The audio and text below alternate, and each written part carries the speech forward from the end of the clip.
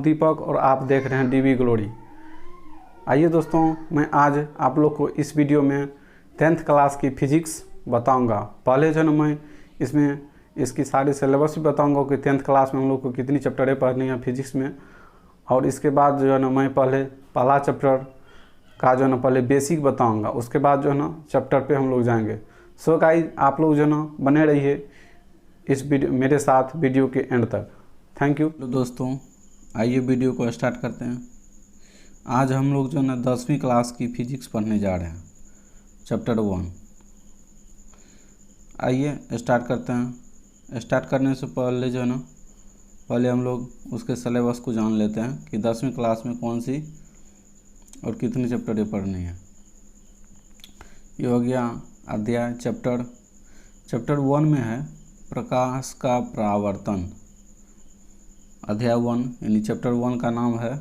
Chapter 1 में हम लोग को प्रकाश का परावर्तन पढ़ना है। ये जो ना टॉपिक 1 हो गया।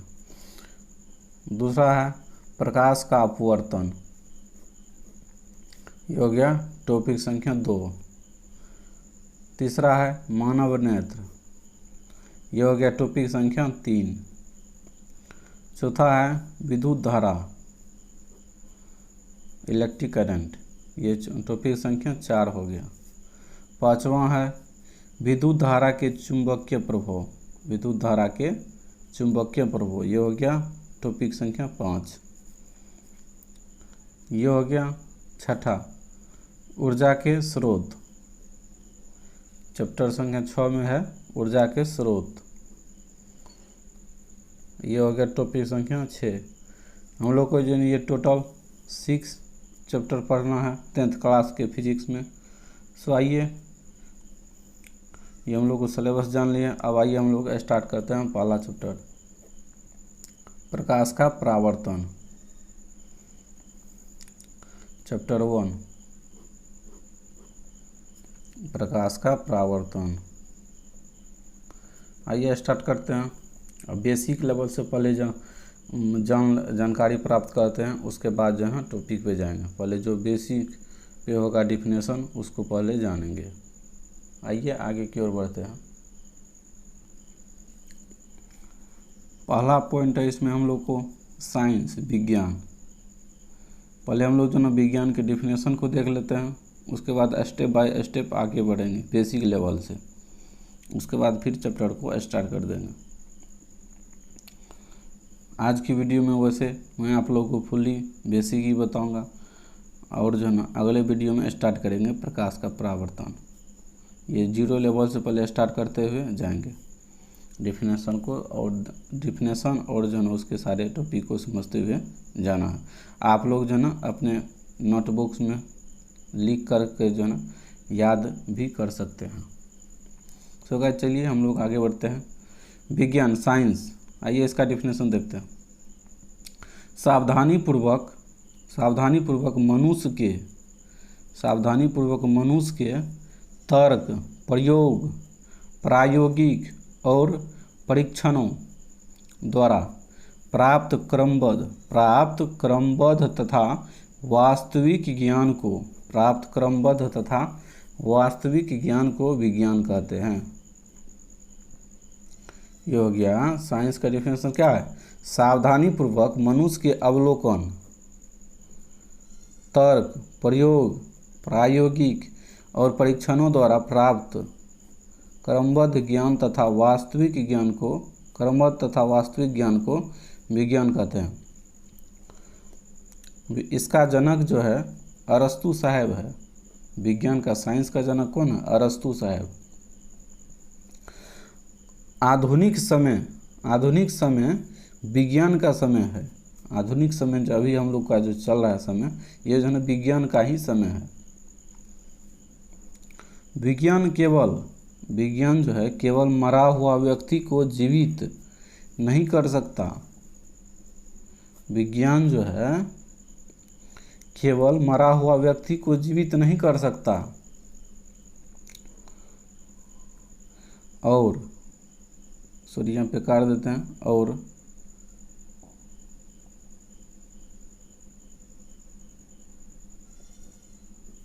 और प्राकृतिक या भौगोलिक घटनाओं को रोक नहीं सकता। विज्ञान जो है केवल मरा हुआ व्यक्ति को जीवित नहीं कर सकता और प्राकृतिक या भौगोलिक घटनाओं को रोक नहीं सकता, बल्कि विज्ञान दुनिया का सभी काम कर सकती है। इसके अलावा जो विज्ञान जो है दुनिया में जो भी काम होगा सभी काम कर सकते हैं विज्ञान, साइंस। विज्ञान जितना हम लोग के लिए उपयोगी है, शायद उससे ज़्यादा हानिकारक भी है। विज्ञान जितना हम लोग के लिए उपयोगी है, शायद उससे अधिक ही जो हम लोग के लिए हानिकारक भी है। फिर भी विज्ञान जो हम लोग के लिए उपयोगी ही है। सो आइए हम लोग अब अगले पेज की ओर आगे बढ़ते हैं और अगला डेफिनेशन को देखते हैं।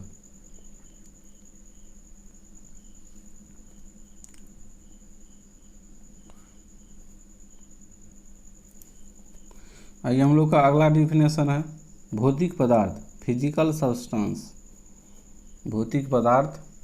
सब्सटेंस। आइए इसका डेफिनेशन देखते हैं। संसार के सभी निर्जीव, जिसमें जान नहीं होता है, संसार के सभी निर्जीव वस्तु या पदार्थ को भौतिक पदार्थ कहा जाता है। संसार के सभी निर्जीव वस्तु या पदार्थ को भौतिक पदार्थ बोला जाता है।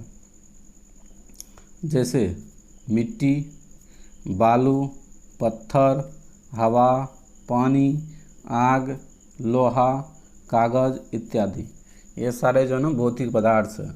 इसमें जो है ना ये निर्जीव सभी जो एग्जाम्पल में है बालू, मिट्टी, पत्थर, हवा, पानी, आग, लोहा, कागज जो है ये सभी जो है निर्जीव पदार्थ है, निर्जीव वस्तु या पदार्थ है।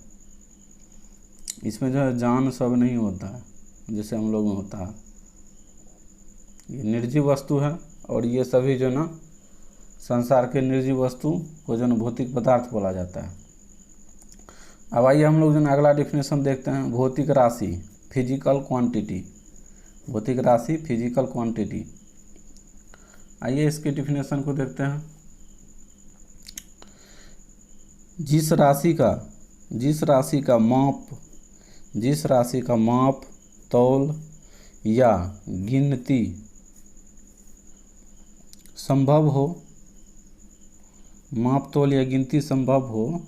उसे भौतिक राशि कहते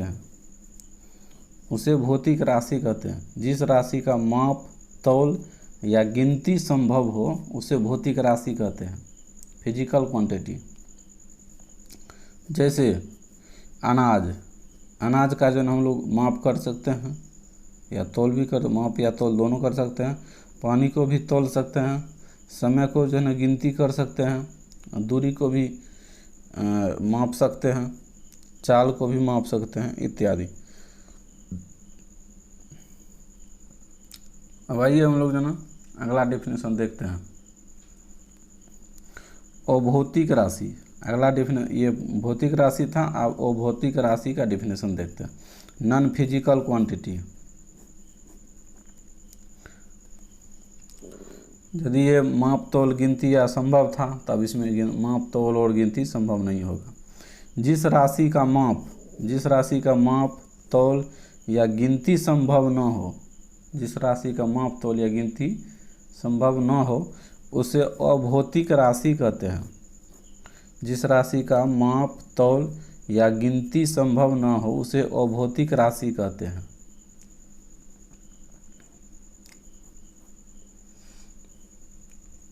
ये आगे देखते हैं।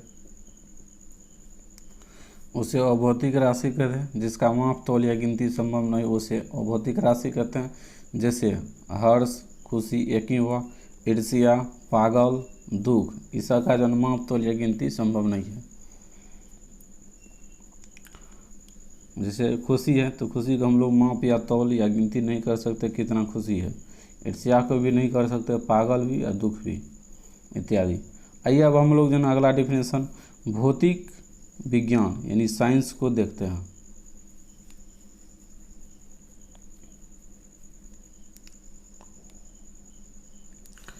सॉरी दोस्तों, यहाँ पे आप लोग जो है ना भौतिक विज्ञान, इसको जो है साइंस को काट करके यहाँ पे फिजिक्स कर लीजिए।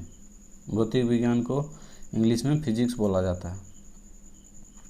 अब आइए इसके डिफिनेशन को देखते हैं। भौतिक विज्ञान, भौतिक विज्ञान वह विज्ञान की शाखा है, भौतिक विज्ञान जो है वह विज्ञान की शाखा है जिसमें पदार्थों के भौतिक गुण दोष, ऊष्मा ऊर्जा, उसकी बनावट, प्रकाश, आकाशीय पिंड और ब्रह्मांड में घटित होने वाली भौगोलिक या प्राकृतिक घटनाओं का अध्ययन किया जाता है। भौगोलिक या प्राकृतिक घटनाओं का अध्ययन किया जाता है। ये सारी जो है ना फिजिक्स के अंतर्गत होता है, फिजिक्स में होता है ये सारी चीज़ें। भौतिक विज्ञान जो है विज्ञान की वह शाखा है जिसमें पदार्थों के भौतिक गुण दोष, ऊष्मा ऊर्जा, उसकी बनावट, प्रकाश, आकाशीय पिंड और ब्रह्मांड में घटित होने वाली भौगोलिक या प्राकृतिक घटनाओं का अध्ययन किया जाता है।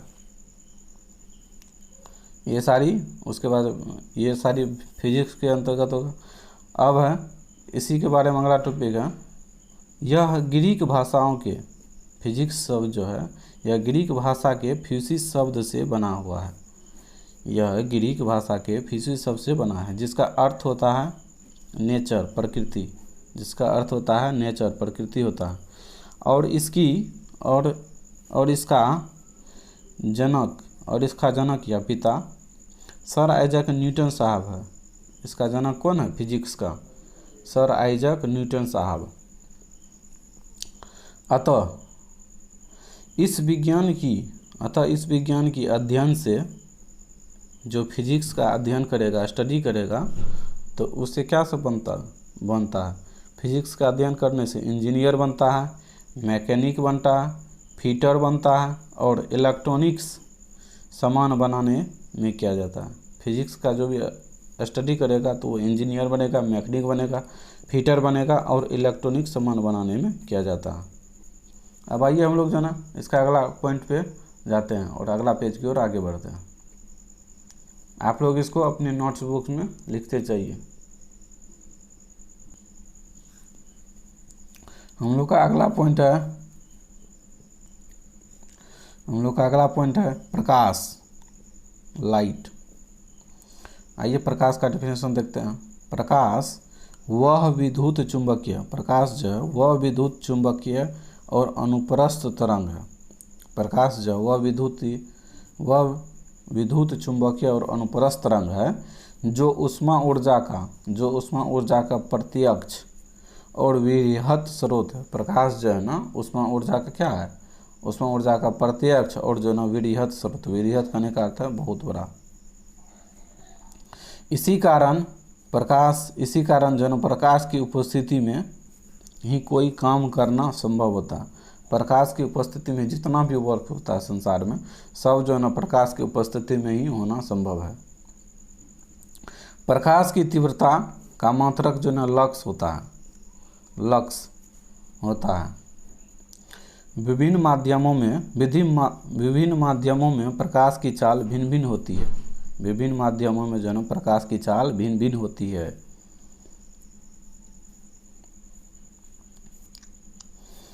जैसे पहला है ध्वनि में प्रकाश की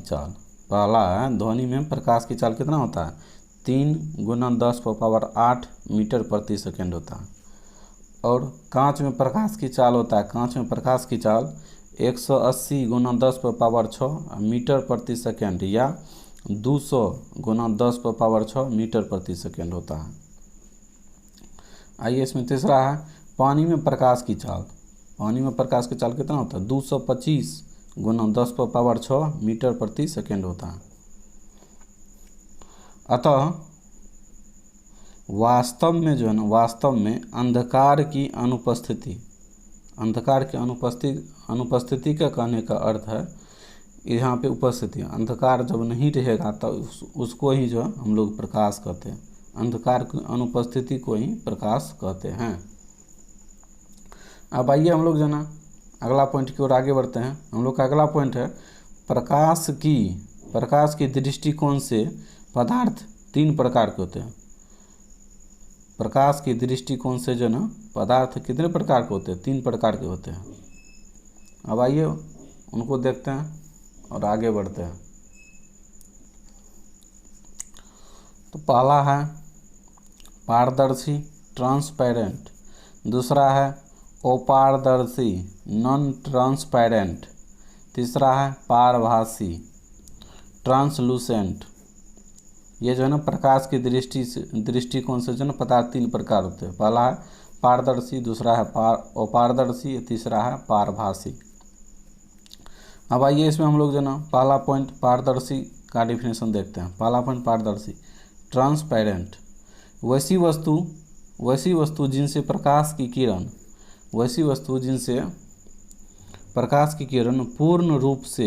पूर्ण रूप से आर पार यानी बाहर निकल जाती है, उसे पारदर्शी कहते हैं।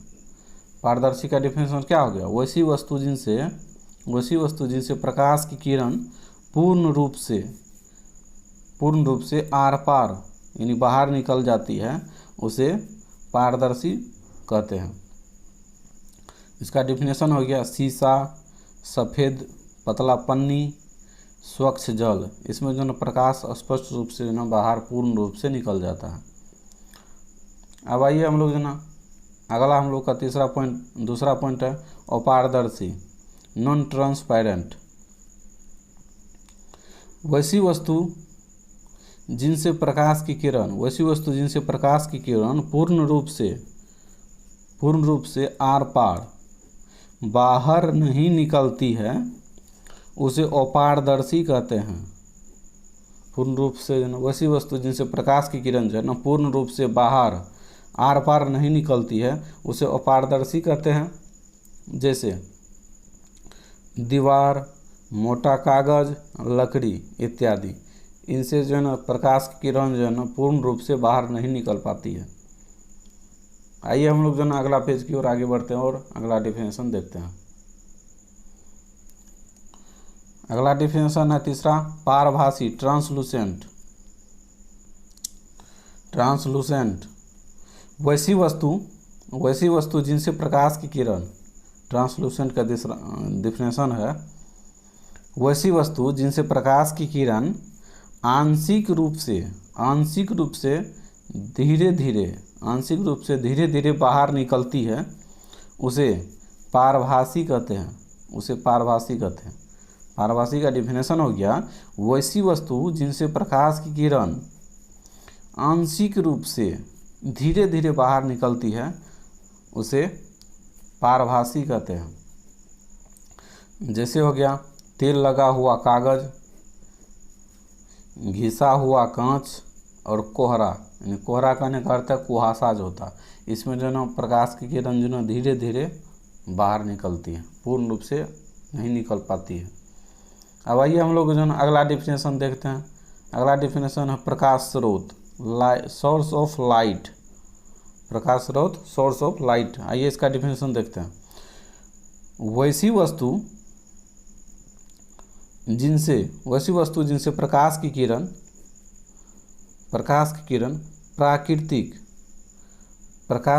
प्राकृतिक या कृत्रिम रूप से प्राप्त होती है। प्रकाश स्रोत जो है होती है उसे प्रकाश स्रोत कहते हैं। प्रकाश स्रोत का डिफिनेशन हो गया वैसी वस्तु जिनसे प्रकाश की किरण प्राकृतिक या कृत्रिम रूप से प्राप्त होती है, उसे प्रकाश स्रोत कहते हैं। जैसे प्राकृतिक या कृत्रिम, ये सूर्य है, तारा है, ये सब जो ना प्राकृतिक रूप से हो गया। ये लालटेन हो गया, कृत्रिम रूप से टॉर्च भी कृत्रिम रूप से हो गया, बिजली बल्ब भी कृत्रिम रूप से इससे हम लोग प्रकाश प्राप्त करते हैं, और जुगनू जो है प्राकृतिक रूप से हो गया इत्यादि। अब आइए हम लोग जो है ना अगला पॉइंट, प्रकाश स्रोत जो है ना दो प्रकार के होते हैं। ये प्रकाश स्रोत जो होता है ये दो प्रकार के होते हैं। आइए उसके प्रकार को देखते हैं और उसके डेफिनेशन को देखते हैं। पहला है प्राकृतिक प्रकाश स्रोत, जो ना दो प्रकार के होते हैं। कौन कौन? पहला है प्राकृतिक प्रकाश स्रोत। प्राकृतिक प्रकाश स्रोत नेचुरल सोर्स ऑफ लाइट। दूसरा है कृत्रिम प्रकाश स्रोत आर्टिफिशियल सोर्स ऑफ लाइट। आइए इसमें हम लोग जो ना पहला पॉइंट प्राकृतिक प्रकाश स्रोत को देखते हैं और इसका डिफिनेशन समझते हैं। प्राकृतिक प्रकाश स्रोत नेचुरल सोर्स ऑफ लाइट। आइए इसका डिफिनेशन देखते हैं। वैसी वस्तु जिनसे प्रकाश की किरण हमें प्राकृतिक रूप से प्राप्त होती है। वैसी वस्तु जिनसे प्रकाश की किरण हमें प्राकृतिक रूप से प्राप्त होती है उसे प्राकृतिक प्रकाश स्रोत कहते हैं। जैसे सूरज हो गया, तारा हो गया, जुगनू हो गया इत्यादि, ये सब जो है प्राकृतिक प्रकाश स्रोत है। अब आइए हम लोग जो है अगला डिफिनेशन कृत्रिम प्रकाश स्रोत का डिफिनेशन देखते हैं। कृत्रिम प्रकाश स्रोत आर्टिफिशियल सोर्स ऑफ लाइट। वैसी वस्तु जिनसे प्रकाश की किरण हमें नए तकनीकी द्वारा प्राप्त होती है उसे कृत्रिम प्रकाश स्रोत कहते हैं। कृत्रिम प्रकाश स्रोत का डिफिनेशन क्या हो गया? वैसी वस्तु जिनसे प्रकाश की किरण हमें नए तकनीकी द्वारा प्राप्त होती है। जैसे मनुष्य जो ना नया नया इन्वेंशन से करते रहता है, तो उस नए तकनीकी द्वारा जब प्राप्त होगा उसे हम लोग जो ना कृत्रिम प्रकाश स्रोत कहते हैं। जैसे बिजली का बल्ब हो गया, लालटेन हो गया, टॉर्च हो गया, सोलर लाइट हो गया इत्यादि, ये सब जो है कृत्रिम प्रकाश स्रोत है। अब आइए हम लोग जो ना अगला पेज की ओर बढ़ते हैं और अगला डेफिनेशन को पढ़ते हैं, अगला टॉपिक को। हम लोग का अगला डिफिनेशन हो गया किरण, रे। आइए इसके डिफिनेशन को देखते हैं। प्रकाश के चलने की पथ या दिशा को, प्रकाश जिधर भी जाएगा उसके चलने की पथ या दिशा को जो हम लोग किरण कहते हैं। अब आइए हम लोग अगला डिफिनेशन आत्मदीप्त पिंड, सेल्फ लुमिनियस। आत्मदीप्त का होता है इंग्लिश सेल्फ, और पिंड का होता है लुमिनियस। आइए इसका डिफिनेशन देखते हैं। वैसी वस्तु जिनसे प्रकाश की किरण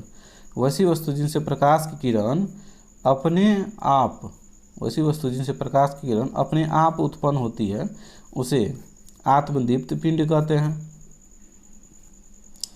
जैसे सूरज, तारा, जुगनू, रेडियम, फास्फोरस, ये सब जो है ना आत्मदीप्त पिंड का उदाहरण है। ये सब इससे जो है ना अपने आप जो है ना प्रकाश निकलती है। वैसी वस्तु जिनसे प्रकाश की किरण जो है ना अपने आप उत्पन्न होती है उसे आत्मदीप्त पिंड कहते हैं। जैसे सूरज हो गया, तारा हो गया, जुगनू हो गया, रेडियम और फास्फोरस इत्यादि। अब आइए हम लोग ना अगला डिफिनेशन देखते हैं। प्रदीप्त पिंड या दीप्त पिंड, लुमिनियस। वैसी वस्तु जिसमें ईंधन देने के पश्चात यानी ईंधन देने के बाद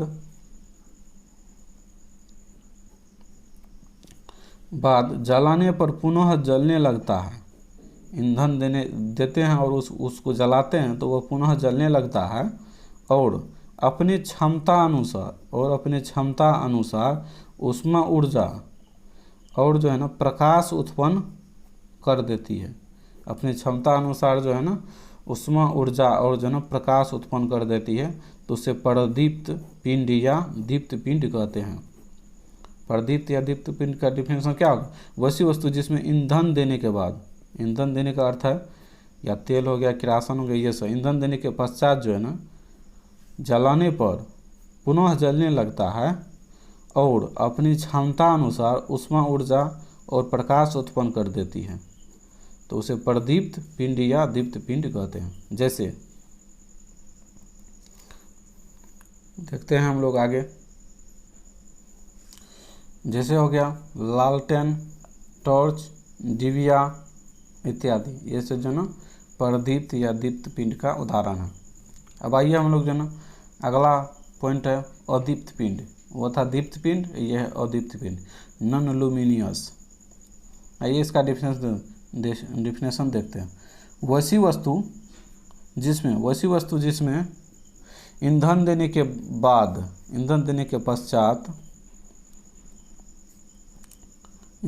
पश्चात जो है जलाने पर आसानी से नहीं जलता है, ईंधन देने के बाद भी जो है वो नहीं जलता है, उसे अदीप्त पिंड कहते हैं। जैसे ईंट हो गया, पत्थर हो गया, बालू हो गया, लोहा हो गया, इसमें जो है ईंधन देने के बाद जैसे किरासन तेल इसमें देंगे तो उसके बाद भी जलाएंगे तो ये सब नहीं जलेगा, ये अदीप्त पिंड का उदाहरण हो गया। सो गाइज, आप लोग को ये वीडियो अच्छी लगी हो तो लाइक, शेयर और कमेंट कर ज़रूर बताएं। Thank you. हम लोग जो ना दोस्त अब अगले वीडियो में हम लोग का जो चैप्टर का नाम है प्रकाश का परावर्तन, वहाँ से अब हम लोग अगली वीडियो में मिलते हैं।